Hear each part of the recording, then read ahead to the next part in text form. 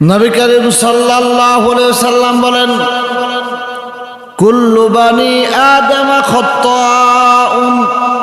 নবী করিম সাল্লাল্লাহু আলাইহি ওয়াসাল্লাম বলেন, প্রত্যেক মানুষ হলো পাপী, প্রত্যেক মানুষ হলো গুনাহগার। সবচাইতে উত্তম হলো ওয়া খায়রুল খাত্তাইনা আত-তাওয়াবুন। এর মধ্যে হলো সবচাইতে উত্তম হলো ওই মানুষ যে আল্লাহর কাছে তওবা করে, যে আল্লাহ পাকের কাছে তওবা করে, সে হলো সবচাইতে উত্তম। তওবার কথা আল্লাহ রাব্বুল আলামিন কোরআনুল কারীমের মধ্যে বলেন, ইয়া আইয়ুহাল্লাযীনা আমানু তুবু ইলাল্লাহি তাওবাতান নাসুহা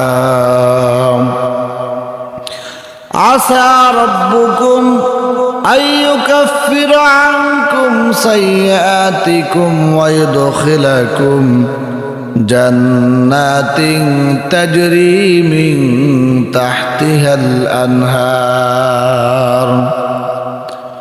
আল্লাহ রাব্বুল আলামিন বলেন, হে ঈমানদারগণ, তুবু ইলাল্লাহি তাওবাতান নাসুহা, তোমরা আমি আল্লাহ রাব্বুল আলামিনের কাছে তওবা নাসুহা করো, একনিষ্ঠ তওবা করো। যদি আমরা আল্লাহ পাকের কাছে একনিষ্ঠ তওবা করতে পারি, আল্লাহর কাছে যদি খালেস দিলে আমরা তওবায়ে নাসুহা করতে পারি, আল্লাহ রাব্বুল আলামিন বলেন, আসা রাব্বুকুম আইয়ুকাফিরা আনকুম সাইয়্যাতিকুম ওয়া ইউদখিলাকুম জান্নাতিন তাজরি মিন তাহতিহাল আনহার। যদি আমরা আল্লাহ রাব্বুল আলামিনের কাছে খাটিয়ে দিলে তওবা করতে পারি, আল্লাহ রাব্বুল আলামিন বলেন, আসা রাব্বুকুম আইয়ুকাফিরা আনকুম সাইয়্যাতিকুম, তোমাদের প্রভু, তোমাদের রব আল্লাহ রাব্বুল আলামিন তোমাদের জিন্দেগীর সকল গুনাহগুলো ক্ষমা করে দিবেন।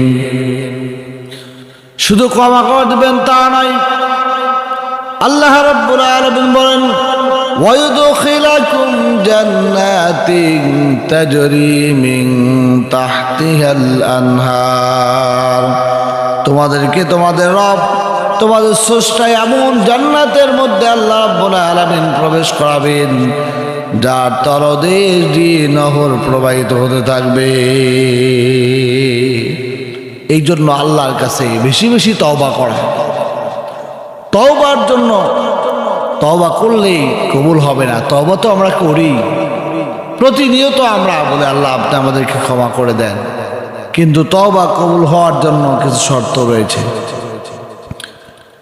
তওবা কবুল হওয়ার জন্য কিছু শর্ত রয়েছে, উলামা ইকরাম বলেন, এক নাম্বার হলো তওবা কবুলের জন্য শর্ত, যে গুনাহ থেকে তওবা করেছে সেই গুনার কাজটি আর দ্বিতীয়বার না করা। যে গুনাহ থেকে তওবা করছি সেই গুনাহটা আর দ্বিতীয়বার না করা। দুই নাম্বার হলো বিগত গুনার জন্য আল্লাহর কাছে লজ্জিত হওয়া, আয় আল্লাহ জীবনে অনেক গুনাহ করে ফেলেছি, আল্লাহ কিয়ামতে আপনার সামনে কেমনে দাঁড়াবো, এরকম ভাবে আল্লাহর কাছে লজ্জিত হওয়া। তৃতীয় নাম্বার, আগামীতে এই গুনার কাজ না করার দৃঢ় প্রতিজ্ঞা করা, যে সামনের জিন্দেগিতে আর এমন গুনাহ করব না। যদি এমন তওবা নাসুহা করতে পারি, আল্লাহ রাব্বুল আলামিন আমাদের তওবাকে কবুল করবেন।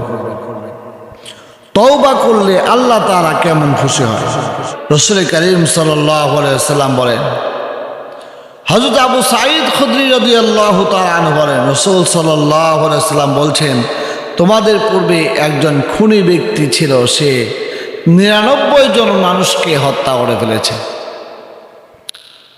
99 জন মানুষকে হত্যা করার পর তার হৃদয়ের মধ্যে একটি অনুভূতি সৃষ্টি হয়েছে, আমার জীবনে আমি বড় অপরাধ করে ফেলেছি।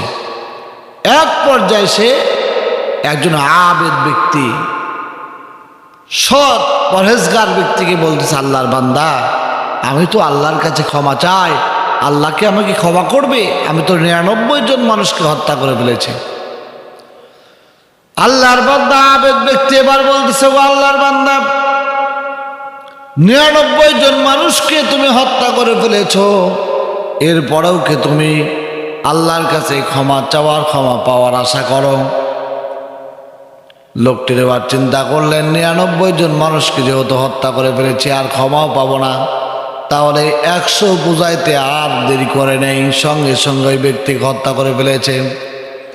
এবার ওই ব্যক্তি একজন আলেমের কাছে গিয়েছেন, আলেমকে ডাক দিয়ে বলছো, আল্লাহর বলি, ও আল্লাহর বান্দা, আল্লাহকে আমাকে ক্ষমা করবেন না? আল্লাহর বান্দা বলতেছি, আল্লাহ তাআলা বলেছে, বান্দারে, হাজারো যদি গুনাহ করো, এরপরে আমার রহমত থেকে নিরাশ হও না। আল্লাহ রাব্বুল আলামিন কোরআনে কারীমের মধ্যে বলেছে, লা তাকুনাতু মির রাহমাতিল্লাহ, ইন্নাল্লাহা ইয়াগফিরুয যুনুবা জামিআ, ইন্নাহু হুয়াল গফুরুর রহিম। আল্লাহ পাক বলেন, লা তাকুনাতু মির রাহমাতিল্লাহ, আল্লাহ পাক বলেন, তুমি যদি হাজারো গুনাহ করে ফেলো, এরপরেও তুমি আল্লাহর রহমত থেকে বঞ্চিত হও না। আল্লাহ আরো এবার বলেছে, আল্লাহর বান্দা, আল্লাহ পাক তো অবশ্যই ক্ষমা করবেন, তওবা কবুলকারী হলো আল্লাহ রাব্বুল আলামিন। তবে শুনে রাখো, তুমি যে এলাকায় বসবাস করো, ওই এলাকায় তুমি থাকতে পারবে না, কারণ এলাকাটা ভালো নয়। সুতরাং তুমি যদি এলাকা ছেড়ে দিয়ে বাইতুল মুকাদ্দাস এলাকায় দিয়ে দেখো, তোমার মতো অনেক পাপী আল্লাহর কাছে তওবা করছে। আল্লাহর বান্দা এবার বাড়ি থেকে কিছু দূর বের হওয়ার পরে তার মালাকুল মউত এসে গেল, মৃত্যুবরণ ঘটে গেল, মৃত্যু হয়ে গেল। 2 জন ফেরেশতা আসলেন, একজন আযাবের ফেরেশতা আর একজন রহমতের ফেরেশতা। 2 জন আসার পর ঝগড়া আরম্ভ হয়ে গেল। আল্লাহ তাআলা একজন মানুষী ফেরেশতা পাঠালেন, 2 জনকে জিজ্ঞাসা করলেন, কি হয়েছে? একজন বলতেছে, ও আল্লাহর বান্দা, একজন বলতেছে, আল্লাহ রাব্বুল আলামিন তাকে ক্ষমা করে দিয়েছে, সে যে তওবা নাসুহা করেছে, এই জন্য আমরা তাকে জান্নাতে নিয়ে যেতে চাই।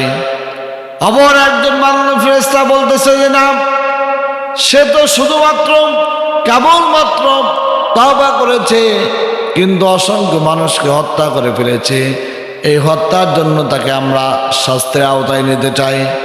এমন সময় 3য় জন যে ফেরেশতা আসলেন, ওই ফেরেশতা বললেন, তাহলে তোমরা জমিনটা মেপে দেখো, যদি তার বাড়ির নিকটে হয় তাহলে তোমরা আযাবের ফেরেশতা নিয়ে যাবে, আর যদি তার বাড়িটা বাইতুল মুকাদ্দাসের দিকে, সে যদি বেশি অগ্রসর হয়, তাহলে রহমতের ফেরেশতা তাকে নিয়ে যাবে। এবার ফেরেশতা জমিনটা মাপলেন, মাপার পরে বললেন, আল্লাহ রাব্বুল আলামিন বললেন, ও বাইতুল মুকাদ্দাস থেকে তার বাড়ি, সেই ব্যক্তি যেখানে মৃত্যুবরণ করেছে, এই জায়গাটায় আল্লাহ রাব্বুল আলামিন জমিনকে একেবারে সংকীর্ণ করে দিলেন, আর বাড়ির রাস্তাকে প্রশস্ত করে দিলেন। আল্লাহ রাব্বুল আলামিনের ফেরেশতারা এবার জমিন মেপে দেখলেন যে আল্লাহর বান্দা বাইতুল মুকাদ্দাসের দিকে 1 বিঘত বেশি অগ্রসর হয়েছে। আল্লাহ রাব্বুল আলামিন ফেরেশতা বলবেন, তাহলে তোমরা রহমতের ফেরেশতা তাকে নিয়ে যাও। রহমতের ফেরেশতা তাকে নিয়ে জান্নাতে চলে গেল। এই জন্য আল্লাহর কাছে তওবা নাসুহা করতে হবে। খালেস দিলে যদি আমরা তওবা করতে পারি, আল্লাহ পাক রব্বুল আলামিন আমাদেরকে ক্ষমা করবেন, তাছাড়া আমাদের বাঁচার আর কোনো উপায় নাই। এই জন্য তওবা নাসুহা আমাদের জন্য অত্যন্ত জরুরি। নবী করিম সাল্লাল্লাহু আলাইহি ওয়াসাল্লাম বলেন, আমি সর্বশেষ যেই ব্যক্তিকে জাহান্নাম থেকে তুলে জান্নাতে দেওয়া হবে তার ঘটনাটি জানি। রাসূল করিম সাল্লাল্লাহু আলাইহি ওয়াসাল্লাম বলেন, যখন জাহান্নাম থেকে তাকে আনা হবে, আল্লাহ রাব্বুল আলামিন ফেরেশতাদেরকে বলবো, আমার ফেরেশতারা, আমার বান্দার সমস্ত বড় বড় গুনাহগুলো সব তোমরা গোপন করে ফেলো। এবার গোপন করে ফেলা হবে। এবার ছোট ছোট গুনাহগুলো সব সামনে ওপেন করা হবে। বান্দা গুনাহগুলো দেখার পর লজ্জিত হয়ে যাবে, না জানে হারে আর কোনো বাঁচার উপায় নেই। আল্লাহ রাব্বুল আলামিন এবার ফেরেশতাদেরকে বলবে, আমার ফেরেশতারা, আমার বান্দার সকল গুনাহগুলোকে পূর্ণ নেকিতে পূর্ণ করে দাও। তখন আল্লাহর বান্দারা বলবে, আল্লাহ আমার তো আবার গুনার মধ্যে আরো বড় বড় গুনাহ ছিল, ওই গুনাহগুলো তো আমি দেখতে পাচ্ছি না। বলেন সুবহানাল্লাহ। হাদিস বর্ণনাকারী সাহাবী হযরত আবু যর গিফারি রাদিয়াল্লাহু তাআলা আনহু বলেন, আমি রাসূল করিম সাল্লাল্লাহু আলাইহি ওয়াসাল্লামকে দেখলাম, নবী যখন এই কথা বলছিলেন রাসূলের মারির দাঁতগুলো দেখা যাচ্ছিল। বলেন সুবহানাল্লাহ। নবীজি হাসি দিলেন, রাসূলের মারির দাঁত পর্যন্ত দেখা গেল। এই জন্য যা তাওবা নসুহা করবে আল্লাহ রাব্বুল আলামিন তাদের গুনাহগুলোকে আল্লাহ পাক ক্ষমা করে দিবেন। কোরআন মাজিদে আল্লাহ রাব্বুল আলামিন বলেন, ইন্নাল্লাহা ইউহিব্বুত তাওয়াবিন ওয়া ইউহিব্বুল মুতাতাহহিরিন। আল্লাহ পাক বলেন, নিশ্চয় তাওবাকারী এবং পবিত্রকারীকে আল্লাহ রাব্বুল আলামিন ভালোবাসেন। যা পবিত্র থাকে এবং তওবা নসুহা করে আল্লাহ পাক রব্বুল আলামিন তাদেরকে ভালোবাসেন, পছন্দ করেন।